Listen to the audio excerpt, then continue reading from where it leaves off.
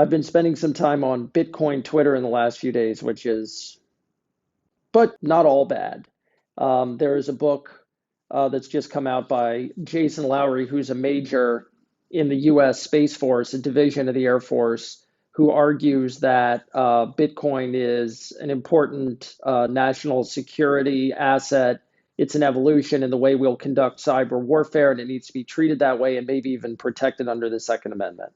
I'm not sure I agree with all of it. I'm still reading it, but fascinating. And then the New York Times released its report, an analysis of the emissions from the electricity consumed by Bitcoin miners in the United States. And it's quite bearish. They found that 85% of the electricity added to the grids of states where Bitcoin miners are active are coming from fossil fuels. So, yuck. And then, of course, there was a backlash to that from all of the, Bitcoin maxis, especially the people, of course, who run the miners, who questioned the methodology of the article, questioned the intent of the article, said that the New York Times is a propaganda organization working for somebody for some reason to destroy Bitcoin for some purpose. It was sloppy on both sides. So, on the one hand, the article itself, I think, was pretty one sided. The article does not even purport to attempt to explain why Bitcoin exists, what its utilities are. They just say it's a form of digital currency that runs on a blockchain and, people can make money off of it. They don't say why, they don't say how. Like there's one sentence that says maybe it will reduce fees or cut out the middleman or something like that. It just seems ridiculous on its face to write a long article about these are the costs of Bitcoin without devoting any real space in the article to these are its benefits or its potential benefits or anything. I mean, there's not even an attempt. There's just like Bitcoin is a thing that crazy people waste electricity on and it's cooking the atmosphere. So, on the one hand, yes, it felt like a hit piece. On the other hand, the Bitcoiner response to this is just a smattering of undigestible nonsense. Everything from just right wing lunacy about the New York Times to this unbelievable video that is circulating. I honestly cannot tell if this is intended as a joke or not. But this video shows a guy walking around in a field, presumably in Texas, holding some sort of small plastic device that purports to measure carbon dioxide in the air. And he says, I'm standing outside a Bitcoin mine. There's not that much carbon dioxide. And then he goes inside the Bitcoin mine. And he says, I'm in here now, and there's still not that much carbon dioxide. So we can conclude Bitcoin mining does not emit carbon dioxide. The end. And Bitcoiners were posting this video and commenting on this video and saying, you see, we proved it. And I was watching this thing, I was laughing my head off, and I was like, are you joking? You're joking, right? You really could not tell. Half the people were saying, oh, this is a brilliant satire. The other half of the people were saying, yeah, see, we told you. And it was literally impossible to tell. It was like an internet funhouse mirror. I could not tell the people who were joking from the people who were being serious. The video was completely idiotic. It was like a bad Tim and Eric sketch. It was so stupid.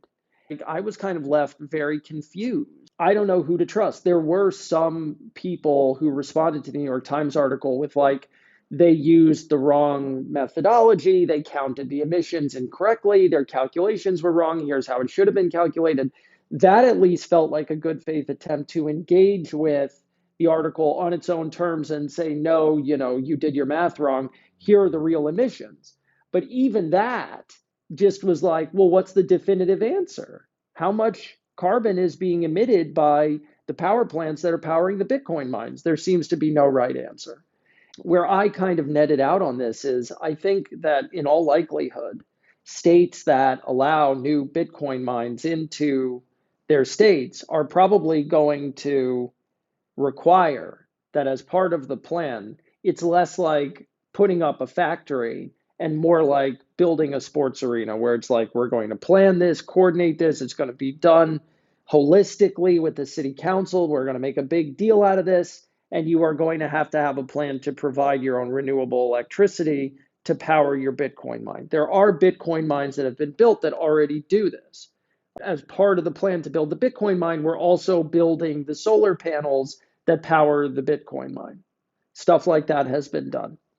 So I think that that is more the norm that we're going to see going forward. I think that for most of the wealthier states in the United States, they are not going to just open the doors and say, come on down, hook your Bitcoin mine into the grid and take all the power that you like. Arkansas just passed a bill protecting Bitcoin mining. The New York Times article talked about a Bitcoin mine in North Dakota. Those are less affluent states in the United States. And honestly, like if you went to Arkansas or North Dakota and said, we want to build an oil powered puppy cannon, can we do it in your state? We'll pay you. They would probably say, okay, because they need the money. I think a lot of the other states, even Texas, it's not like a blue state, it's not a liberal place, but they have money. They don't necessarily need Bitcoin mining. They are going to be looking at this stuff very closely and saying, what effect are you having on our electric grid, and is it worth the trouble? I mean, I think Bitcoin has a real important role to play in the future of crypto, the future of finance, the future of Web3, and the future of the internet. But I also think that the US power grid and the power grid for most of the world right now is still really dirty. It's yucky. There's a lot of natural gas, there's coal, there's stuff in there that we don't want to be burning any faster than we have to. And even where we have renewables, it seems like the Bitcoin mines that people want to build can easily outstrip the capacity of the renewables to supply power to those Bitcoin mines. And the numbers are fuzzy. So I'm not telling you like scientifically, I've measured this and concluded. But the impression that I come away with after trying to like slog through both sides of this very noisy debate is that our grid is yucky, our grid is overrun with dirty power, and we need a cleaner grid. And Bitcoin may or may not be able to help hasten the adoption of new renewables because people building renewable power plants know that if we build it, we can sell 100% of our capacity to Bitcoin mines. So let's go ahead and build it. Without that, there's a real problem of like, well, if we build this, who's going to buy the power? And so Bitcoin may have a role to play. The New York Times contested that. They had some Princeton professor who said, I don't think so. But of course, that's just like one prediction versus another prediction. It's a market force. So the way to find out if this is going to happen or not is to try it. Do renewable power plants come online in order to power Bitcoin mines or not, right? That's just like a real world thing that we can try and see what happens. But in the meantime, a lot of our grid is yucky, dirty, and Bitcoin mines create a lot of extra demand one way or another.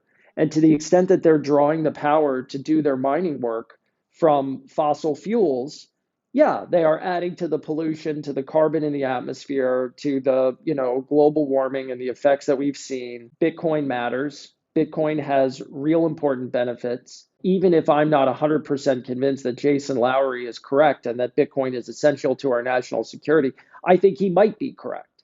And the fact that he might be correct is enough of a reason not to kick Bitcoin out the door. I do think that going forward, the real question is, how do Bitcoin miners plan, and can they afford to exist if, in addition to building the mining facility and all that that entails, that they also have to bring their own renewable energy to the party? Can that work? Because I kind of think that's where this needs to go. And I think that's a tricky question. Bitcoin miners won't like it. Bitcoiners say there's no problem to begin with. The New York Times says Bitcoin is useless and it's destroying the environment, turn it off. The answer, of course, per the usual, is somewhere in the middle, but I don't know exactly where. Even Greenpeace commissioned this sculpture called the Head of Satoshi, and it was supposed to be a sculpture that expressed the way that Bitcoin is destroying the environment. And Bitcoiners saw the sculpture and were like, oh, that's dope, because it was like metal and steampunk and made out of computer parts, and they liked it. They just sort of laughed and were like, oh, cool. And the artist who made it was like, yeah, it's not so simple as Bitcoin is destroying the environment. I regret that my work was interpreted that way. So even the guy commissioned by Greenpeace to make the sculpture that slams Bitcoin for hurting the environment, seems to not be convinced that Bitcoin is necessarily hurting the environment. It's once you really look closely, it's very, very hard to get a clear answer. And to me, the only way to sort of cut through the noise on this is to say, if you want to build a Bitcoin mine, you got to bring your own renewable energy.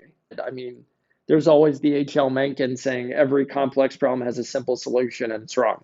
This may be my simple solution to a very complex problem, and it may be wrong. But as far as I can see, what occurs to me is if you want a Bitcoin mine, then you got to bring your own renewable energy to the party. And if you can't do that, then we cannot confirm that you are not massively adding to the amount of greenhouse gas emissions coming out of our grid, and therefore we're not going to have it. I suspect that in light of a lot of complicated, confusing, conflicting data, that's where this nets out.